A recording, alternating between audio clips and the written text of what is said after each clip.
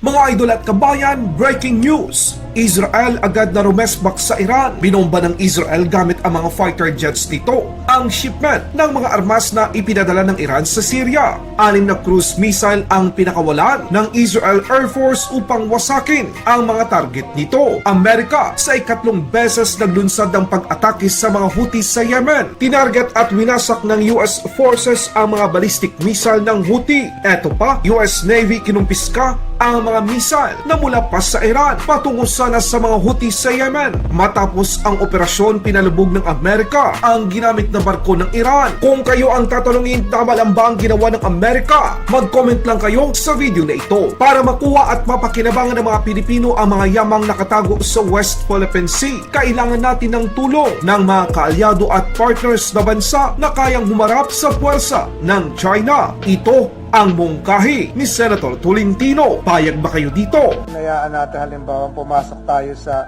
isang agreement with France. France ang nag-develop ng Total gasoline station. Alam niyo yung Total, di ba? So, malaking biyaya sa atin na ma-extract natin yung natural gas sa West Philippine Sea kung merong katulong tayong foreigner na may kakayahan, may kapasidad, may muscle.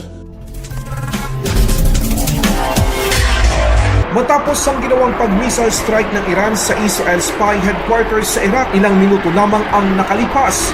Wala pang 10 minuto, Israel naglunsad din ng airstrike sa Syria. Binomba ng Israel Air Force ang shipment ng mga armas ng Iran Revolutionary Guard Corps mula pa sa Iran patungo sa Syria. 6 na cruise missile ang inilunsad ng Israel Air Force fighter jets sa iba't ibang target sa timog kanluran ng Aleppo at maging sa paliparan ng nasabing syudad. Ganito kabilis at kadelikado ang Israel kapag sila ang kinalaban mo. Hindi man kasali ang Amerika sa tinarget ng Iran kahapon, pero naglunsad ng panibagong pag-atake ang US forces sa isa sa mga proxy ng Iran sa gitnang silangan. Ito ay matapos mapabalita na tinarget ng mga Houthi ng missile ang isang container vessel na nakalink sa Amerika sa Gulf of Aden sa pagitan ng Yemen at Somalia. Kinumpirma ng Amerika na tinama ng anti-ship ballistic missile ang container ship na nagngangalang MV Gibraltar Eagle. Buti na lang at hindi naman ganon kaseryoso o malaki ang pinsalang na idulot ng missile ng Houthi at wala namang naitalang nasugatan sa mga crew ng nasabing barko. Tulad ng sinabi ni President Biden na bawat pag-atake ng Houthi sa mga barko sa Red Sea, tutugon ang Estados Unidos at mga kaalyado nito. Naglunsad ng pag-atake ang Amerika sa mga Houthi sa Yemen. Tinarget ng Amerika ang mga ballistic missile launcher ng Houthi sa Yemen na nakahanda na sana para maglunsad ng panibagong pag-atake sa mga sibilyang barko sa Red Sea. 4 na ballistic missile site ng Houthi ang tinamaan ng nasabing opensiba ng Amerika. Para mas lalong humina ang puwersa at mga kakayahan ng Houthi, pinaplansya na ng Estados Unidos na isama ang Houthi sa lista nito bilang isang teroristang grupo. Sa paraang ito, mahihirapan ang Houthi na makakuha ng mga pondo at supply ng mga armas sa ibang bansa. Hindi lamang yan mga kabayan, kinumpiska at pinalubog ng US Navy ang isang barko ng Iran na magdadala sana ng mga conventional advanced weapon mula sa Iran patungo sa mga Houthi sa Yemen. Binuksan ng mga tauhan ng US Navy ang dalang mga kargamento ng nasabing barko. Dito na nakita ang iba't ibang parte ng isang uri ng missile na idinokumento ng US Central Command. Ayon sa US Central Command, ito ang isang patunay na Iran ang nasa likod ng pagpapadala ng mga armas sa Houthi sa patuloy nitong pag-atake sa mga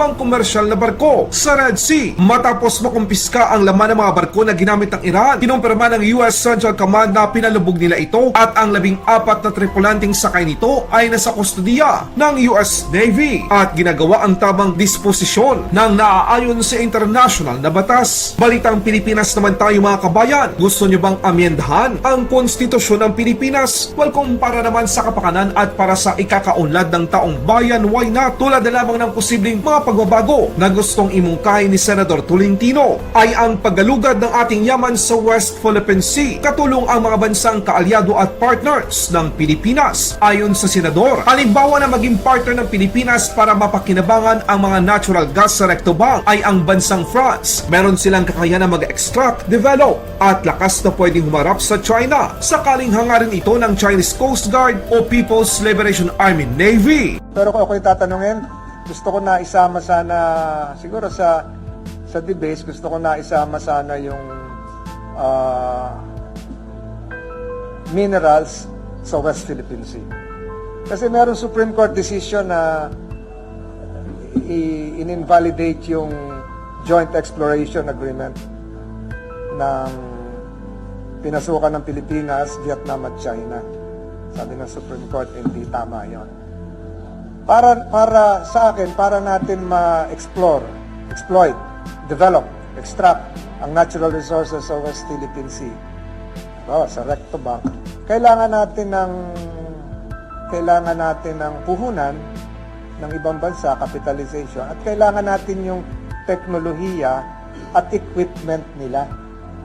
Yung pang-drill, yung pang-extract, yung pang-convert.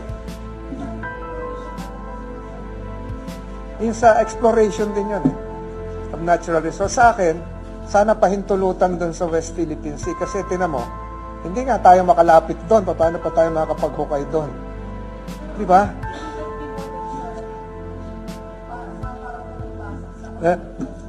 Sa akin, halimbawa, hinayaan natin na, pag-uusapan pa ito, hinayaan natin halimbawang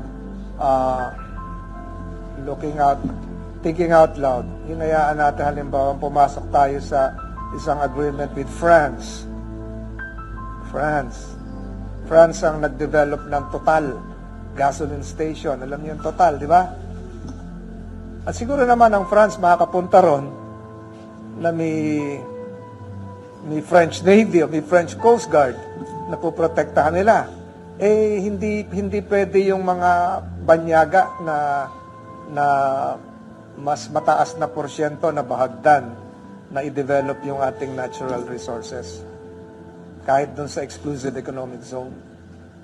So, malaking biyaya sa atin na ma-extract natin yung natural gas. Yung gas sa West Philippine Sea, kung merong katulong tayong foreigner na may kakayahan, may kapasidad, may muscle, na nakuhukay nun. Halimbawa, pag samasamahin na natin lahat ng mga malalaking kumpanya natin, hindi na makakapunta agad doon at maghukay. Di ba? Wala tayong submarino at wala tayong naval force para bantayan nyo.